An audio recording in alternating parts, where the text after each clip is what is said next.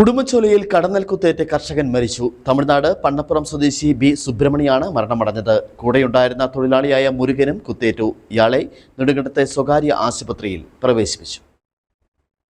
ഇന്ന് രാവിലെ 11 മണിയോട് കൂടിയാണ് സംഭവം. സുബ്രഹ്മണ്യന്റെ ഉടുമ്പൻചോലയിലുള്ള ഏലത്തോട്ടത്തിൽ ഇരുവരും ജോലി ചെയ്യുകയായിരുന്നു.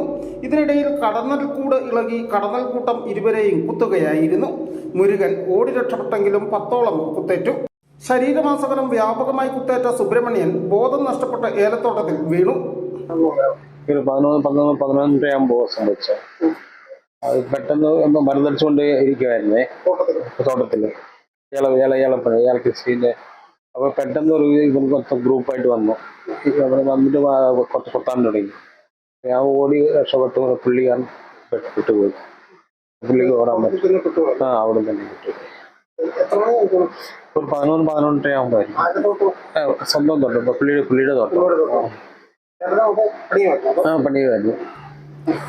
1.5 മണിക്കൂറോളം കഴിഞ്ഞാണ് സുബ്രഹ്മണ്യനെ ഏലത്തോട്ടത്തിൽ നിന്നും പുറത്തെത്തിക്കാനായത്. നെടുങ്കണ്ടത്തെ സ്വകാര്യ ആശുപത്രിയിൽ എത്തിച്ചപ്പോഴേക്കും ഇയാൾ മരിച്ചിരുന്നു. വിവരമറിയിച്ചിട്ടും ഉദ്യോഗസ്ഥരെത്തുവാൻ താമസിച്ചതായി CPM നേതാക്കൾ ആരോപിച്ചു.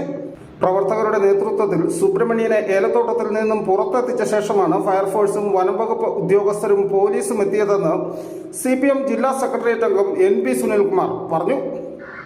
11 മണിക്കാണ് ഈ സംഭവം നടന്നത്.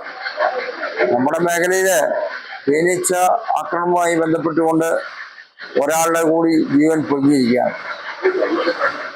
ബന്ധപ്പെട്ട ഉദ്യോഗസ്ഥന്മാർ വേണ്ടത്ര രീതിയിൽ സജീവമായി ഇക്കാര്യങ്ങളിൽ അടിയന്തരമായി ഇടപെടുന്നതിൽ രക്ഷകൊണ്ട് എന്ന അഭിപ്രായം തന്നെയാണ് ഞങ്ങൾക്കുള്ളത്. എങ്കിലും ഞങ്ങളുടെ ഇടതുപക്ഷത്തിന്റെ പ്രവർത്തകരടക്കം വരുന്ന ആളുകൾ പോയി വളരെ ത്യാഗോജ്വലമായ പ്രവർത്തനം സംഘടിപ്പിച്ചാണ് ഈ ബോഡി എടുത്തത്. ബോഡി എടുക്കുമ്പോഴേക്കും ആയിരക്കണക്കിന് ഈച്ചകളുടെ കുത്ത് വാങ്ങിക്കഴിഞ്ഞിരുന്നു. അബോധാവസ്ഥയിലാണ് അദ്ദേഹം ഉണ്ടായിരുന്നത്. വഴിയോ മറ്റു സൗകര്യങ്ങളോ ഉണ്ടായിരുന്നില്ല. അവിടുന്ന് ചുമന്നാണ് ഞങ്ങൾ മേളിൽ കൊണ്ടുപോയി വഴിയെ കയറ്റി ആംബുലൻസിൽ കയറ്റി കൊണ്ടുവന്നത്. അതിനൊക്കെ ശേഷമാണ് ഫയർഫോഴ്സും ബാക്കിയുള്ള ആളുകൾ എത്തിയിട്ടുള്ളത്. ഇപ്പോൾ നമ്മുടെ ഫയർ ഉദ്യോഗസ്ഥന്മാരുടെ ഒരു കാലതാമസം, പ്രത്യേകിച്ച് ഇന്ന് ദുഃഖ വെള്ളിയാഴ്ചയാണ്, അതിൻ്റെതായിട്ടുള്ളൊരു വിഷയവും നമുക്ക് സ്വാഭാവികമായിട്ടുണ്ടായിട്ടുണ്ട്.